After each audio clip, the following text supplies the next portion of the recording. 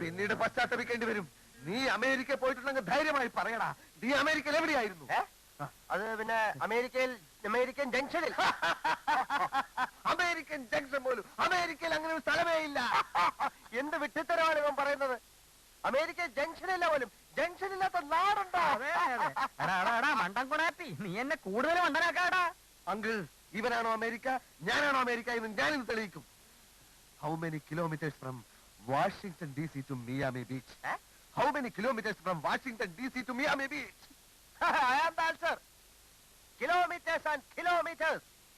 In these days of degenerating decencies of Miami Beach to Washington, when diplomacy and duplicity become interchangeable terms from complicated America to America.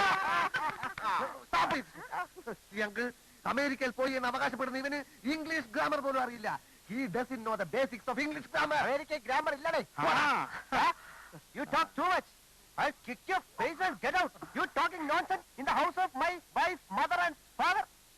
Uncle, send him out. Outhouse, go away. Go away, stupid. In the house of my wife and daughter, you will not see any minute of the today. ഇറങ്ങി പോടാ. അവനെ പറഞ്ഞു വിടണ്ട. അവൻ out ഹൗസിൽ താമസിക്കുന്നത്. No sort of excuse belief. Get out house.